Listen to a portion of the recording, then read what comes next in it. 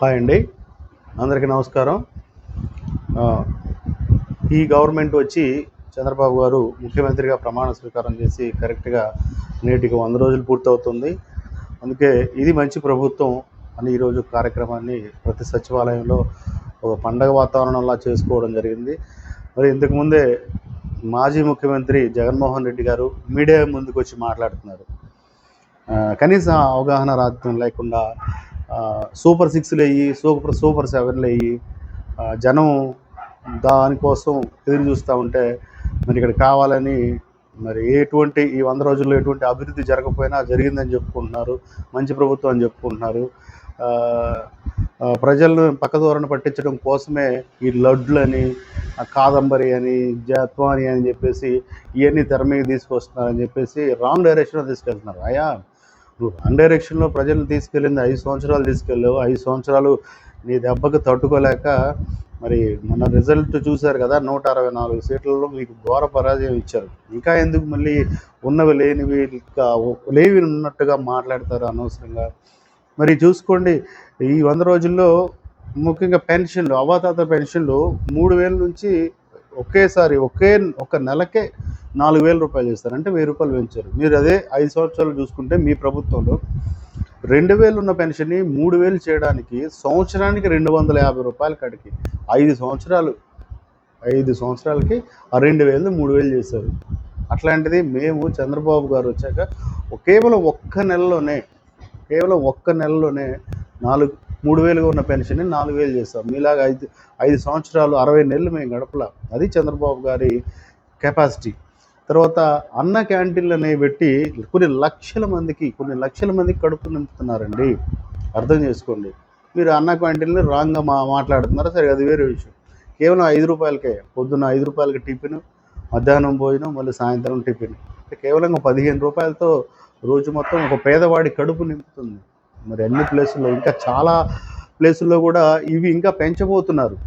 So అంత మంచి అన్న క్యాంటీన్లు పెట్టి చేశారు. తర్వాత వారు సీఎం కాగానే మొదటి సంతకం మెగా డిఎస్సి మీద పెట్టారు. దాదాపు 16,000 పైచీలకు డిఎస్సి పోస్టులు త్వరలో వస్తున్నాయి. దానికి చాలామంది విద్యార్థులు కూడా ప్రిపేర్ అవుతున్నారు. మరి ముఖ్యంగా చంద్రబాబు గారు వచ్చిన తర్వాత చేసిన చాలా మంచి పని ఏంటంటే ల్యాండ్ టైటిలింగ్ యాక్ట్ రద్దు. మరి మీరు గడిచిన 5 సంవత్సరాల్లో ఆ యాక్ట్ తీసుకొచ్చి అనేక మందిని ఇబ్బంది పెట్టారు. మా భూములు మీరు లాక్కోవడానికి, మా ఆస్తులు మీరు దొంగతనం చేయడానికి సృష్టించిన ఆ పథకం ల్యాండ్ టైటిలింగ్ యాక్ట్. మరి దాన్ని రద్దు చేసి చాలామంది కళల్లో ఆనందాన్ని నింపారు. మరి ఎంప్లాయీస్కి 1వ తారీఖునే జీతాలు పడుతూ ఉన్నాయి. ఇంతకుముందు మీరు 5వ తారీఖు 10వ తారీఖు అసలు ఎప్పుడు పడతాయని చెప్పేసి ఉద్యోగస్తులందరూ ఎదురు చూసే పరిస్థితి. మరి ఇవాళ 1వ తారీఖు ఖచ్చితంగా జీతాలు పడుతున్నాయి. ఇంకంతకంటే ఏం కావాలి? ముఖ్యంగా ఈ అవ్వాతాతల పెన్షన్ 1వ తారీఖు, ఈ నెలలోనే 1వ తారీఖు ఆదివారం వచ్చిందని చెప్పేసి 31వ తారీఖే ఇచ్చారు. మరి ఎంప్లాయీస్ అందరం కూడా సహకరించమని, ముఖ్యంగా సచివాలయం సిబ్బందిని సహకరించి 31వ తారీఖు మంచమని చేశారు. 1 తర్వాత కానీ అందని పెన్షన్ 1కి ముందే అందించారంటే that is the credibility of Chandrababu garu. మరి అలానే వచ్చే నెల 29వ తారీఖు అంటే దీపావళి కానుకగా ఉచిత గ్యాస్ సిలిండర్ ఇవ్వబోతున్నారు. మరి త్వరలోనే బహుశా దసరా లోపే మహిళలకు కూడా ఫ్రీ ఆర్టీసీ బస్సులు కూడా ఏర్పాటు చేస్తున్నారు. మరి ఇది ఒకటి అర్థం చేసుకోవాలి. ఆయన అన్న సూపర్ 6 ఏవైతే ఉన్నాయో అయ్యే కాదు, ఇంకా కూడా ఎక్స్ట్రా చేస్తారు. ప్రజలకు కావాల్సిన పనులన్నీ చేస్తారు. మరి ముఖ్యంగా వరదల్లో దాదాపు 10 రోజులు పైన ఆయన అక్కడే ఉండి, దగ్గరే ఉండి కష్టపడి వరదల నుంచి రాష్ట్ర ప్రజల్ని కాపాడారు. మరి బోట్లో ఎక్కారా, జేసీబీ ఎక్కారా, అర్ధరాత్రులు ఎన్ని గంటల వరకు పనిచేశారు, అధికారులు ఎంత పని చేయించారు. ముఖ్యంగా మున్సిపల్ సిబ్బంది విజయవాడలో చేసినంత పని ఇంతవరకు చరిత్రలో ఎవరు చేసి ఉండరు.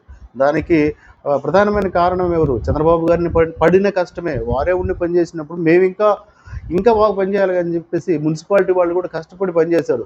దీనికి అంతటికీ ఉత్ప్రేరకం అదంతా కూడా వారే కారణం. మరి ఇంత మంచి పరిపాలన చేస్తున్న వారిని దయచేసి మీరు చేత అయితే మంచి సలహాలు చెప్పండి తప్పితే ఊరికే మీడియా ముందుకు వచ్చి ఏది పడితే అది మాట్లాడి, ముఖ్యంగా మీరు ఇచ్చింది కూడా మరి మీడియా అందరినీ పిలుచుకొని మాట్లాడవచ్చు కదా. అలా కాకుండా రికార్డెడ్ వీడియో పెట్టారు. అంటే అక్కడే అర్థమవుతుంది, ప్రజలకు అర్థమవుతుంది.